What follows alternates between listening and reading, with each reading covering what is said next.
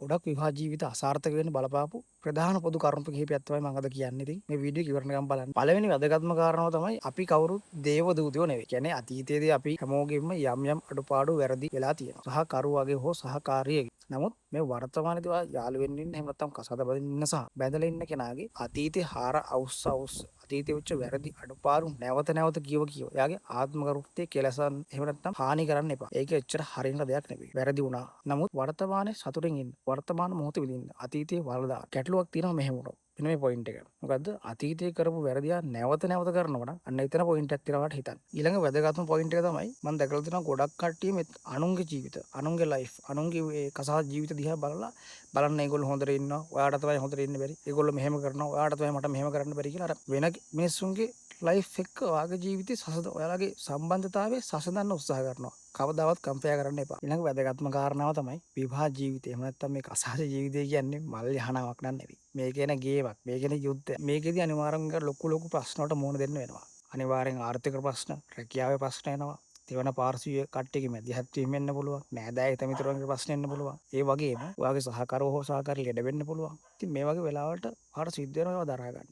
ඒගොල්ලොත් එකට ඉන්න. ඒගොල්ලෝගේ මනස ශක්තිමත් කරන්න. ඉතින් මේ වගේ ප්‍රශ්න වෙලාවක අර ඔයා මගේ පණ කිව්වා වගේ මම ඔයාට පණ ඇරලා ආදරේ කිව්වා වගේ අනිවාර්යයෙන්ම මේ මිනිසුත් එක්ක හිට ගන්න. කවදාවත් දෙකට බෙදෙන්න එපා. ඕන ප්‍රශ්නයකට දෙන්නත් එකට එකතු වෙලා ෆයිට් කරන්න. අන් කාරණා තමයි විවාහ ජීවිතයක් කියන්නේ හරියට වාහනයක් වගේ.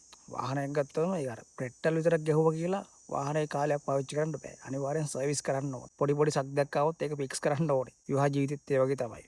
ආදරේ තිබ්බ පළට විවාහයක් දුවන්නේ නැහැ. එතන අනිවාර්යෙන් කෙනෙක්ා කරේ ගෞරවයක් තියෙන්න ඕනේ. කෙනෙක්ා කරේ ආයෝජනයක් තියෙන්න ඕනේ. කෙනෙක්ාව අනිවාර්යෙන් තීරුම් ගන්න ඕනේ. ඒ වගේම කෙනෙක්ා පිළිබඳව හොඳ අවබෝධයක් තියෙන්න ඕනේ. ඊළඟ කාරණා තමයි විවාහ ජීවිතය කියන එක අපිට ගැරන්ටි කරන්න බෑ.